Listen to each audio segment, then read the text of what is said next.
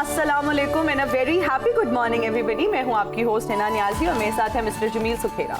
Once again, thank you very much Hina for introducing me. उम्मीद करते हैं नाज़रीन आप बिल्कुल खैरियत से होंगे। A very happy good morning and welcome to Suno Pakistan. सबसे पहले नजर डालते हैं कि आज की बड़ी खबरें क्या हैं। सबसे पहले आपको ये बताएं कि कल का दिन पीटीआई पर बहुत भारी रहा है। अगर ये कहा जाए कि भारी नहीं बल्कि बहुत भारी रहा तो गलत नहीं होगा, क्योंकि फवाद चौधरी आउट हो गए हैं, असद उमर रिटायर्ड हिट हो गए हैं। दूसरी जानिब फैसल वावडा अलकादे ट्रस्ट केस में गवाह बन गए हैं। जनरल टाइड फैस को केस का मास्टरमाइंड करार दे दिया है। बिल्कुल जी, और हुकूमत का तहरीक इंसाफ पर पाबंदी लगाने पर गौर। इसके अलावा आज हम बात करेंगे यौम तकरीम शोहदाए पाकिस्तान के हवाले से। पाकिस्तान के लिए जान देने वालों को पूरी कौम का सलाम। और मसनूई जहानत का वर्ड जो है आजकल हम बहुत ज़्यादा सुन रहे हैं, और मोबाइल फ़ोन्स में भी अब तो AI आर्टिफिशियल इंटेलिजेंस के नाम से इसको मुतारिफ करवा दिया गया है। गूगल और अमेज़ॉन के लिए ये एक बहुत बड़ा ख़तरा है। कैसे ये ख़तरा है इस पर हम तफसील से बात करेंगे, लेकिन सबसे पहले बात करते हैं कौमी हीरो जिनको हम आज सलाम पेश करते हैं। मुल्क भर में यौम तकरीम शोहदाए पाकिस्तान आज जोशो जज्बे के साथ मनाया जा रहा है। शहर शहर नगर नगर रैलियां और तकरीबात का इनेकाद होगा। अहले वतन अपने शोहदाए पाकिस्तान को खिराज अकीदत पेश करेंगे। शोहदा की यादगारों पर भी हाजिरी दी जाएगी। आज दिन का आगाज शोहदा के इसाले सवाब के लिए मसाजिद में कुरान खानी और दुआओं से हुआ। यौम तकरीम शोहदाए पाकिस्तान के मौके पर खसूसी प्रोग्राम और तकरीबात का इनेकाद भी होगा।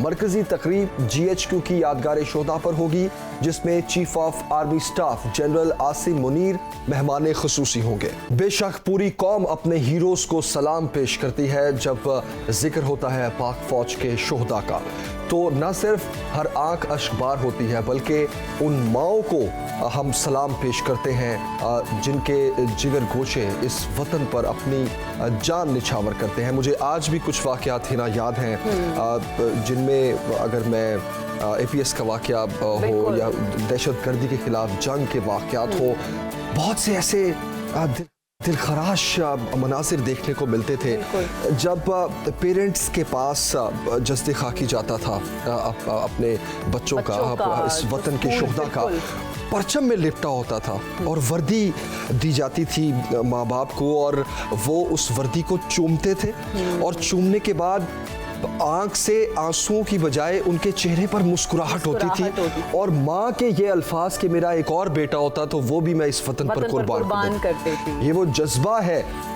जिसका कोई नेवल बदल नहीं है इस दुनिया में। मैं कहूँगा कि पाकिस्तान की हिफाजत जिन हाथों में है हमें उस पर बहुत फ़ख्र है।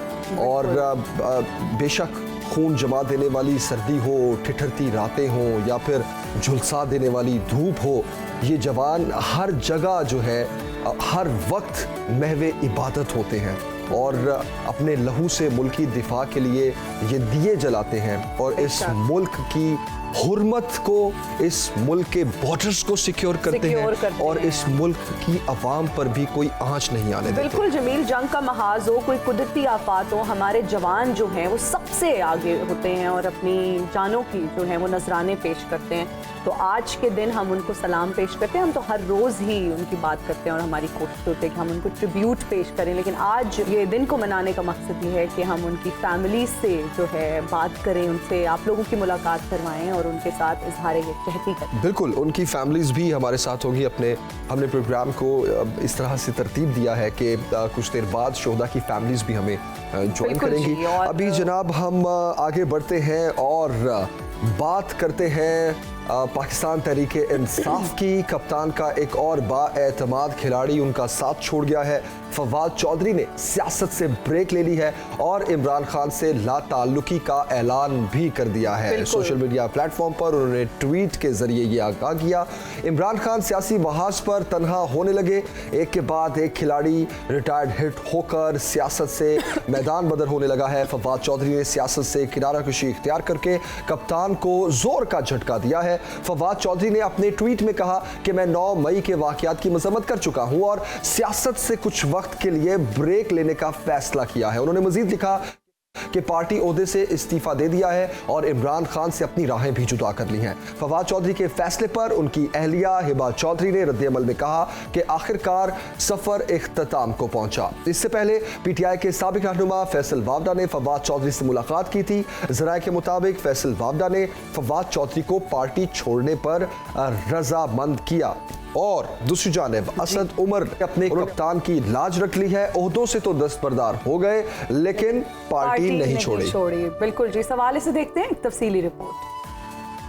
9 मई के बाद खास तौर पर मेरे लिए मुमकिन नहीं है क़यादत की जो जिम्मेदारियां होती हैं वो मैं निभा सकूं। मैं सेक्रेटरी जनरल तहरीके इंसाफ की जो जिम्मेदारी है और कोर कमेटी की मेंबरशिप, उससे मैं मुस्ताफी होऊंगा। असद उमर की अडियाला जेल से रिहाई के बाद प्रेस कॉन्फ्रेंस। 9 मई को फौजी तंसीबात पर हमलों को काबिल मुजम्मत और लम्हा फिक्रिया करार दे दिया। शरपसंदों के खिलाफ भरपूर एक्शन और बेगुनाह कारकुनान की रिहाई का मुतालिबा किया। हजारों कारकुन जो है वो लोग ज़ेर हिरासत हैं। बहुत कम ऐसे होंगे जो मुलव्वस हों और ज़्यादातर ऐसे लोग हैं जो बेगुनाह हैं, तो उनको छोड़ना भी जो है और जल्द से जल्द छोड़ना जो है वो बहुत ज़रूरी है। असद उमर ने कहा कि इमरान खान मजबूत फौज के हामी हैं। वो एक से ज्यादा बार कह चुके हैं कि फौज न होती तो हमारे हालात शाम जैसे होते। रियासत के 5 स्टेक होल्डर्स गिनवाए और मसाइल मुज़ाकरात की मेज पर हल करने की तजवीज़ दी। खान साहब ने एक से ज़्यादा दफ़ा कहा है कि अगर वो ना पाकिस्तान में एक डिसिप्लिन्ड और ताकतवर फौज होती तो शायद हमें भी वैसे ही हालात देखने को मिलते जैसे शाम के नज़र आए, जैसे इराक के नज़र आए। सियासी मसाइल का हल एक डायलॉग के जरिए, एक पॉलिटिकल डायलॉग के जरिए किया जाए। असद उमर ने अदलिया में इख्तिलाफात और फैसलों पर अमल दरामद न होने पर तशवीश का इजहार किया। पीटीआई को सबसे मकबूल जवाब करार देते हुए दावा किया कि आज इलेक्शन हो जाए तो विफाक और 3 सूबों में तहरीक इंसाफ जीतेगी। और इमरान खान साहब का क्या कहना था, आपको वो भी सुनाते हैं। ये जो हमें गुलामी करवा रहे हैं कि पकड़ के जनाब दबा के, गला दबा के और कहें कि जनाब मैं तहरीक इंसाफ छोड़ रहा हूं, इसलिए नहीं पैदा किया। और कौम जब जुल्म के सामने सर झुका देती है, खौफ के बुत के सामने झुक जाती है, वो कौम तबाह हो जाती है। मैं अपने सुप्रीम कोर्ट के जजेस का, मुझे पता है आपके अंदर इख्तिलाफात है। देखें, मुल्क के लिए बहुत ज़रूरी है। आपने अगर इस मुल्क की जमहूरियत को ना बचाया और आखिरी उम्मीद अब आप रह गए, ये तारीख आपको माफ़ नहीं करेगी। क्योंकि जा रहा है जिस तरफ पाकिस्तान जा रहा है, ये सारी हमारी डेमोक्रेसी को डिसमेंटल किया जा रहा है। सारे जो जमहूरियत के इदारे हैं वो एक एक करके तबाह किए जा रहे हैं। और जनाब फैसल वावडा ने 190 मिलियन पाउंड के केस से मुताल्लिक कहा है कि इस पूरे केस में शहजाद अकबर, जुल्फी बुखारी, बाबर अवान और बहुत सारे लोगों का नाम लिया जा रहा है। इमरान खान की तरफ बातें जारी हैं और लेकिन इस केस में सबसे ज़्यादा फ़ायदा जिसने लिया उसका नाम साबिक DG ISI फैज़ हमीद है। उन्होंने क्या कहा, आइए जानते हैं। आप जब बात करते हैं कि इसके बेनिफिशरी इमरान खान साहब हैं या शहजाद अकबर हैं शहजाद अकबर साहब होंगे और बाकी लोग भी होंगे, लेकिन इसको मास्टरमाइंड करने वाला जो आदमी है जिसने इसको डिज़ाइन किया, इस करप्शन का सबसे बड़ा बेनिफिट उठाया, सबसे ज़्यादा पैसा इस पर्टिकुलर केस में भी, बाकी केसेस के अलावा भी कमाया और खाया और दंदनाता फिर रहा है, वो है फैज़ हमीद। और उसकी बाकियात आपको पता। और मैं अभी फैज़ हमीद साहब की सिर्फ लोकल एसेट्स, पाकिस्तान के एसेट्स की बात कर रहा हूँ, बैरून मुल्क तक अभी मैं नहीं जा रहा, जाऊँगा, अभी नहीं जा रहा। उनकी बाकियात सेनेट में भी मौजूद है, दाएँ बाएँ भी मौजूद है। पुराने इमरान खान साहब थे जिनके फ़लसफ़े पे हम चल रहे थे, उन्होंने जो सिखाया था उसकी आज मैंने वो पूरा कर दिया जो उन्होंने मुझे सिखाया था। और उन्होंने हमेशा कहा था कि उधर खड़े होना जहाँ कोई खड़ा होने को तैयार ना हो। तो मैं तो खड़ा हो गया। खान साहब, आप वो फ़लसफ़ा सुना के मुझे भूल गए। इसी सारे मामले पर मजीद बात करते हैं। सीनियर एनालिस्ट अतर काज़मी साहब इस वक्त में ज्वाइन कर चुके हैं। अतर काज़मी साहब, बहुत शुक्रिया में ज्वाइन करने के लिए एंड गुड मॉर्निंग। सबसे पहले तो अलगादिर ट्रस्ट के हवाले से मैं बात करूंगा कि फैसल वावडा बतौर गवाह पेश हुए, क्या ये केस खान साहब के अब गले पड़ने वाला है, क्या कहेंगे? देखिए, अलकादर ट्रस्ट का जो केस है उसमें खान साहब पहले भी पेश हो चुके हैं और नैब ने भी कुछ क्वेश्चंस दिए और अब कुछ दीगर लोगों को भी कहा गया है कि वो भी आएँ और वजाहत दें। जहाँ तक इस केस के मेरिट का ताल्लुक है, इसको बयान किस तरह किया जा रहा है ये समझना बड़ा ज़रूरी है कि 190 मिलियन पाउंड की मुबैना करप्शन, क्या पाकिस्तानी कौम को पता है कि वो 190 मिलियन पाउंड पाकिस्तान के हुकूमत के ख़जाने में आया था, सुप्रीम कोर्ट के बैंक अकाउंट में आया था, इमरान खान के बैंक अकाउंट में तो 1 रुपया नहीं आया। तो ये 190 मिलियन के अकाउंट का पाउंड का तो केस ही नहीं है। ये केस ये है कि जी एक ट्रस्ट है, उसकी ज़मीन है, क्या उस ट्रस्ट से, उस ज़मीन से कोई इमरान खान साहब को फ़ायदा हुआ? तो अभी तो केस के मेरिट के ऊपर बात होगी, आगे केस चलेगा, लेकिन मुझे तो इस केस के अंदर कोई जान नज़र नहीं आती। देखें, 3 साल 3.5 साल वो वज़ीर आज़म रहे, अगर उनकी लंदन में कोई जायदाद निकल आती, अगर 190 मिलियन पाउंड बरतानिया से वापस ला के सुप्रीम कोर्ट और पाकिस्तान के ख़जाने में डालना करप्शन है, तो फिर ऐसी करप्शन तो मेरी समझ से बालातर है। क्या वो 190 मिलियन पाउंड की अगर उन्हें फ़ायदा पहुंचाना होता तो वो रकम किसी और मुल्क में ले लेते, बरतानिया में ही ले लेते, कोई फ्लैट ले लेते, कोई जायदाद दीगर मोअज़्ज़िज़ कायदीन की तरह। तो मुझे तो इस केस के अंदर कोई जान नजर नहीं आती। बाकी अब आइन और कानून के मुताबिक केस आगे चलेगा।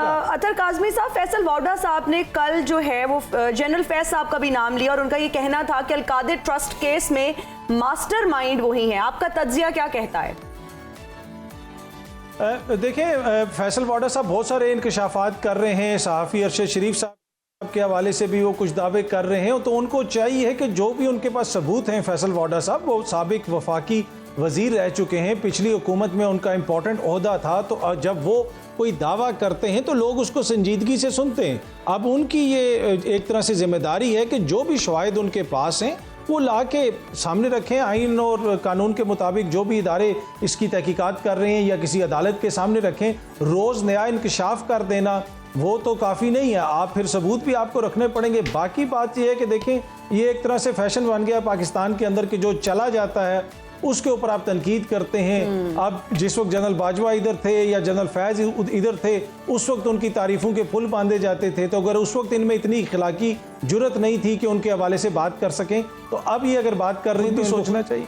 जी अच्छा, मैं ये भी जानना चाहूँगा अतर काज़मी साहब के 9 मई के वाक़यात के हवाले से कुछ रिपोर्ट सामने आई हैं, ख़ास तौर पर जियो फेंसिंग रिपोर्ट्स के बाद पीटीआई रहनुमाओं के बारे में बहुत ख़तरनाक इंकशाफात सामने आए हैं कि वो इन सारे वाक़यात में मुलव्विस थे बराह रास्त। ना सिर्फ ये बल्कि ये रिपोर्ट भी सामने आई है कि 8 मई को बाकायदा इसकी प्लानिंग की गई। क्या कहेंगे आप इस पर? देखें, पहली बात तो ये कि जो 9 मई के बदकिस्मत वाक़यात थे ना, उनकी सिर्फ मजम्मत काफ़ी नहीं है कि बार बार लोग मुतालबा करते हैं जी मजम्मत करें। नहीं, आइन और कानून के मुताबिक जो लोग इसमें मुलविस थे उनके खिलाफ कार्रवाई होनी चाहिए। इस तरह कतन हम इजाज़त नहीं दे सकते कि जनाब आप शोधा की यादगारों की जाके बेरुमती करें, आप अपने इदारों के ऊपर हमला करें। ये कौन सी सियासत है?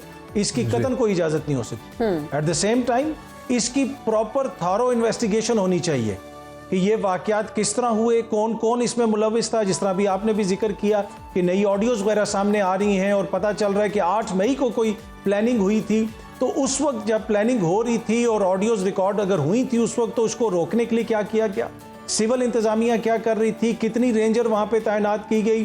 कितनी पुलिस तैनात की गई? क्यों नहीं उनको रोका गया? ये वो सारे क्वेश्चन हैं कि जिनकी तहकीकात होनी चाहिए। जो भी इसमें मुलविस है, जो भी इस घिनौनी हरकत में मुलविस है, फिर उसके खिलाफ कानून के मुताबिक कार्रवाई होनी चाहिए। अच्छा अतर काज़मी साहब, हुकूमती अरकान की जानिब से बार बार पीटीआई को जो है कल अदम करार देने की बातें की जा रही हैं। आपको क्या लगता है कि इन हालात में ये मुमकिन है? देखिए, ये हुकूमत की ख्वाहिश तो बड़ी है कि पाकिस्तान तहरीक इंसाफ को कल अदम करार दे दिया जाए। मसला ये है कि आप अगर देख लें कि इस वक्त 2 सूबों के अंदर होने थे इंतखाबात, 90 रोज़ गुजर चुके हैं KPK में भी और पंजाब में भी, और वहाँ पे निगरान हुकूमतें हैं जो 90 रोज़ के लिए आई थी और जिन्होंने 90 रोज़ के अंदर आइन और कानून के मुताबिक इंतखाबात करवाने थे। अब ये इंतखाबात क्यों नहीं करवाए गए? ये इंतखाबात इसलिए नहीं करवाए गए क्योंकि हुकूमत को पता है कि हम हार जाएंगे, हमें शिकस्त होगी, हम सारी जमातें मिल के भी इस वक्त पाकिस्तान तहरीक इंसाफ का मुकाबला नहीं कर सकते।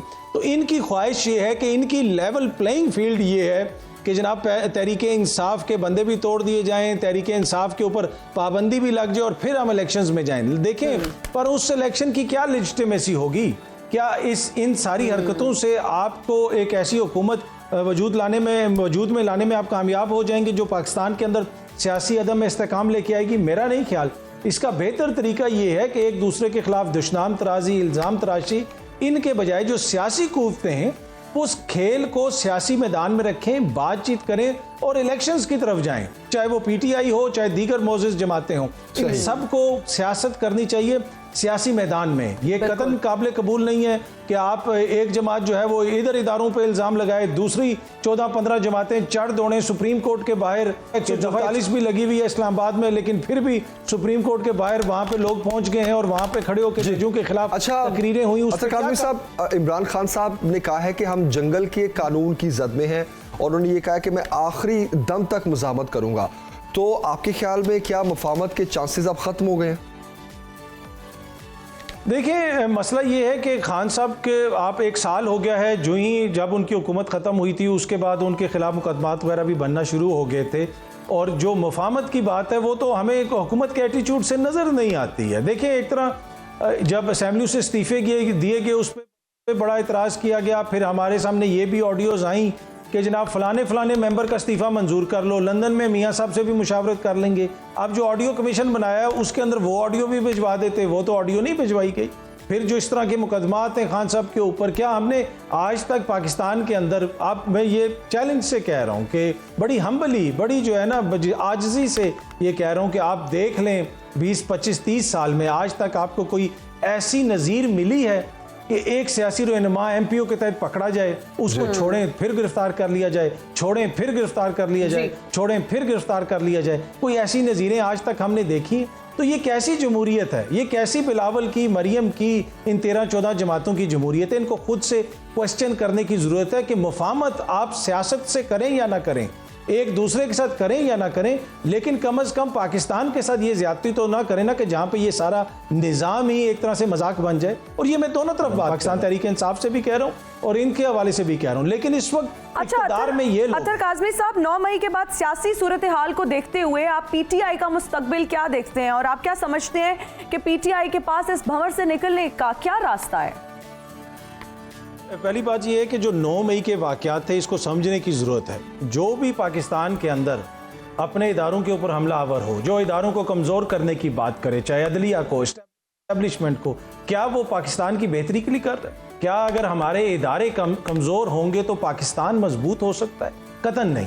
तो ये सब कुछ सोचने की ज़रूरत है और बहस को सियासी मैदान में लाने की ज़रूरत है। देखिए, अगर आप 3 साल गुज़िश्ता देखें, उसमें जब खान साहब का दौरे हुकूमत था, पीडीएम ने एक बयानिया बनाया, पीपल्स पार्टी ने, नून लीग ने, जेयूआईएफ ने, ये कहते थे कि जनाब हमारी तो इमरान खान से कोई मसला ही नहीं, हमें तो उसके लाने वालों से मसला है। पर जो ही इनकी हुकूमत आई, अब ये कहते हैं कि इमरान खान की हमसे तो लड़ाई नहीं है, इमरान खान की लड़ाई तो किसी और के साथ। ये तहरीक इंसाफ वालों को भी समझना चाहिए कि आपने सियासी जंग लड़नी है पीडीएम के खिलाफ, पीपल्स पार्टी के खिलाफ, अपने सियासी जो भी उनके मुखालिफ हैं, इदारों के ऊपर अगर आप इस तरह चढ़ाई करेंगे तो ये कतन जो है ना आपका इसमें सियासी फायदा है ना इसमें मुल्क का फायदा, और ये काबिल कबूल भी नहीं है। और फिर इसके अंदर देखें, सोशल मीडिया भी एक किरदार अदा करता है। मुल्क से बाहर बैठे लोग भी बड़ी झूठी सच्ची सारी जो उल्टी किस्म की जो है अफवाहें फैलाते रहते हैं। तो इसके बजाय अगर आप सियासत करें तो जो भी पाकिस्तान के अंदर पाकिस्तान के आइन कानून के मुताबिक सियासत करेगा, मुझे उसका मुस्तकबिल ताबनाक नजर आ रहा है। ठीक है, मुश्किलें हैं,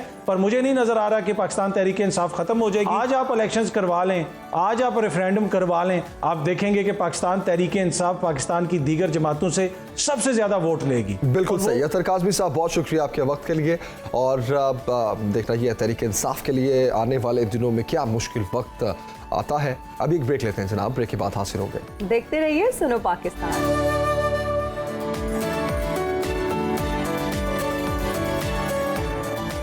और हम हाजिर हैं ब्रेक के बाद। आज पाकिस्तान समेत दुनिया भर में थायराइड का आलमी दिन मनाया जा रहा है और ये दिन हर साल 25 मई को मनाया जाता है। और इसको मनाने का मकसद ये होता है कि इस बीमारी के बारे में लोगों को आगाह किया जाए, बेदारी पैदा की जाए और लोगों को बताया जाए कि इसकी अलामात क्या हैं। दुनिया भर में ख़वातीन की एक बड़ी तादाद जो है वो थायराइड ग्लैंड से मुताल्लिक मुख्तलिफ बीमारियों का शिकार है। और इस बीमारियों की अगर हम शरह की बात करें मर्दों में तो वो 4 से 5% है, जबकि अगर ख़वातीन की बात की जाए तो 10 से 12% तक होती है। और पाकिस्तानी ख़वातीन थायराइड कैंसर का बहुत ज़्यादा शिकार होती है, और अगर बात की जाए कि पाकिस्तान में इस कैंसर का नंबर जो है वो 11वां नंबर है, और बहुत सारे जो है अफराद में इसकी तशखीस की जाती है और इसकी अलामात क्या है, आज हम इस पर तफसील से प्रोग्राम में बात करेंगे ताकि अवेयरनेस क्रिएट की जा सके। डॉक्टर राशिद ज़िया साहब इस वक्त हमें स्टूडियोज में ज्वाइन कर चुके हैं। डॉक्टर साहब, thank you very much for join. Thank you. Good morning sir.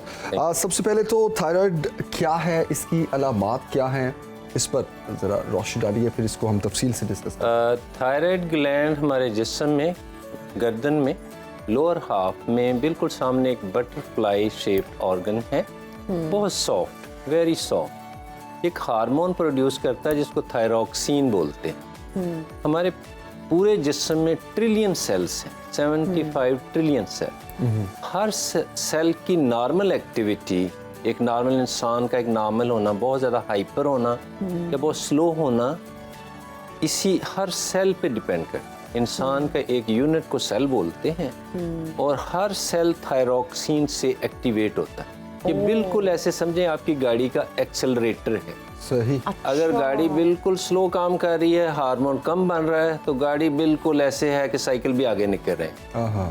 अगर गाड़ी हाइपर हुई है, तेज मतलब आप टच ही करते हैं तो वो मतलब धुआं निकल रहा है इंजन से, तो तब भी बुरा है, वो किसी भी टाइम पे इंजन में आग लग जाएगी।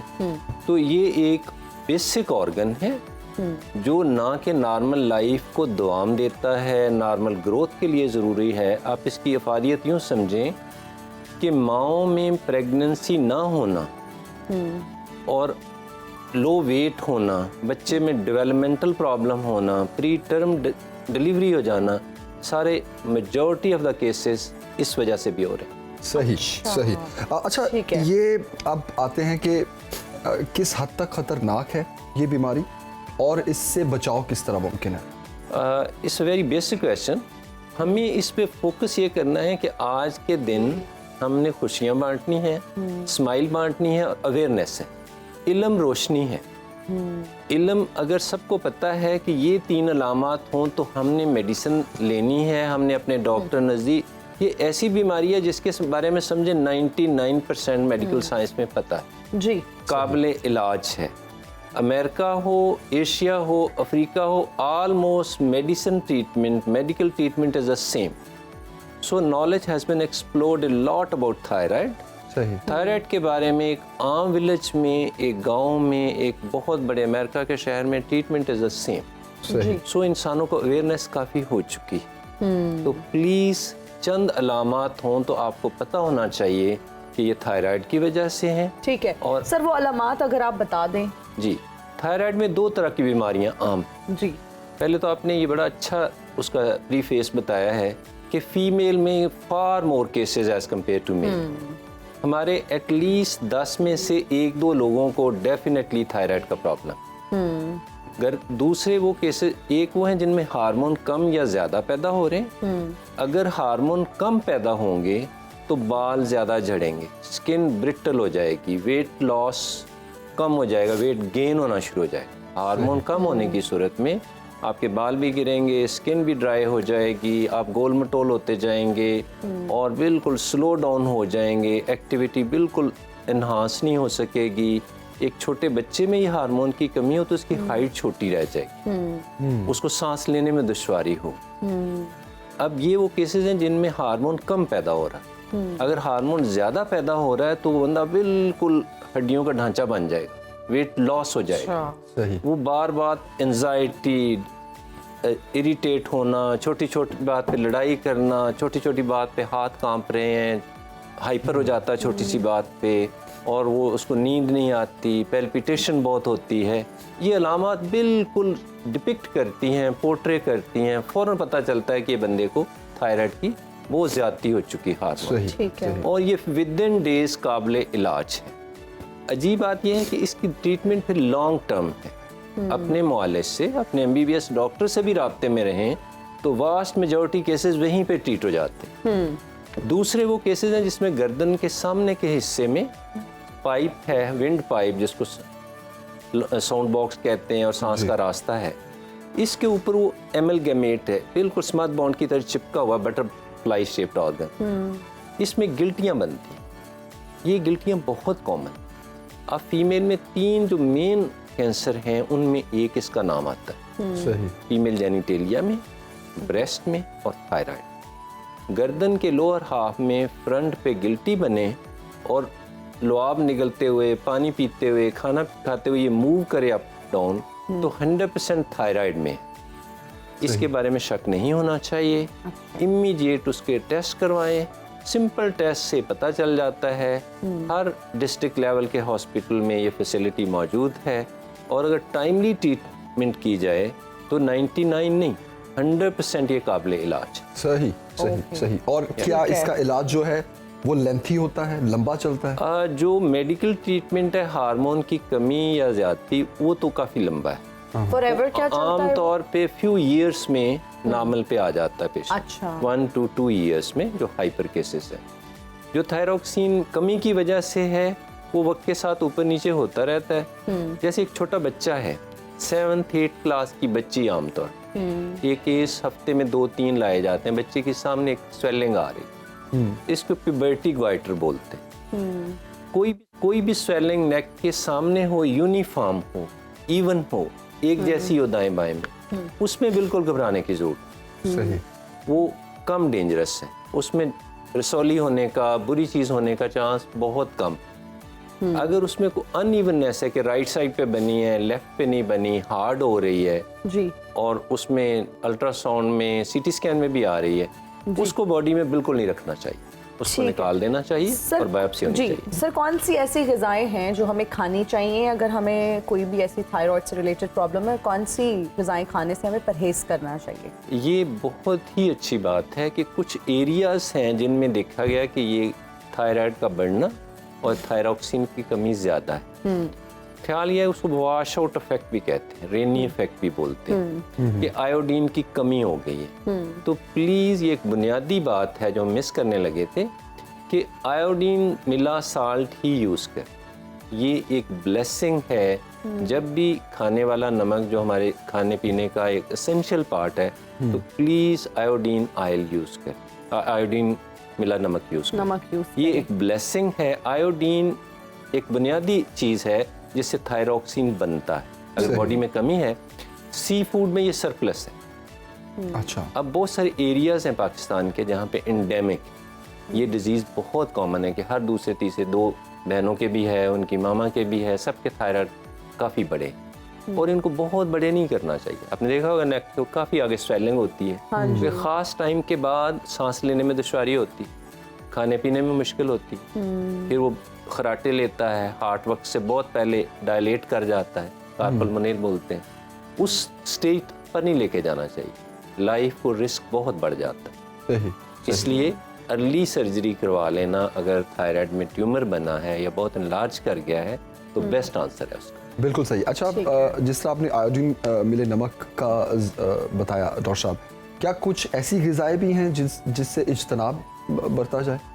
जो ज़्यादा खानी चाहिए तो आयोडीन मिला नमक है, और उससे भी बेहतर है सी फूड। ठीक है, सी फूड खाया जाए। Sea food is a surplus in vitamin A, D and especially iodine. सही। इसका मतलब है कि अल्लाह मियाँ ने देखें 70% हमारी बॉडी में पानी रखा है, 70% मियाँ में 75% समुंदर है, और उसमें सबसे बड़ी शिफा है सी फूड। सी फूड जिस भी तरीके से आप ले सकें, और खूबसूरत बस्तियां भी अल्लाह मियाँ की सी के ऊपर। तो प्लीज़ सी फूड थोड़ा बहुत पूरा साल यूज़ किया जाना चाहिए, क्योंकि हम गर्म मुल्क हैं, हमें सी फूड से थोड़ा आता है कि गर्मियों में नहीं खानी चाहिए। ऐसे है नहीं, बीचेस पे लोग सारा साल खाते हैं। सही। तो it's a rich source of vitamin A, D and iodine. बिल्कुल सही। Thank you very much doctor साहब फॉर ज्वाइनिंग। बहुत हेल्पफुल रही ये डिस्कशन, और हम उम्मीद करते हैं कि हमारे नाज़रीन की भी इसमें रहनुमाई हुई होगी, क्योंकि थायराइड का जो प्रॉब्लम है ये बढ़ता जा रहा है। तो वक्त से पहले इसका क्योर भी होना चाहिए। जिस तरह डॉक्टर साहब ने कहा कि उसकी कुछ अलामात ऐसी हैं कि जैसे ही आपको नज़र आए तो आप फ़ौरन से डॉक्टर से रुजू करें। और चूँकि आज थायराइड का आलमी दिन भी मनाया जा रहा है, तो इसलिए इस पर बात करना भी बहुत ज़रूरी था। नाज़रीन, यहाँ हमारे प्रोग्राम का वक्त हुआ है ख़त्म। आपसे इजाज़त लेने का वक्त हो चुका है। आपसे मुलाकात होगी कल। अपना बहुत ख्याल रखिएगा। मुझे और जमील सुखेरा को दीजिए इजाज़त। अल्लाह हाफ़िज़।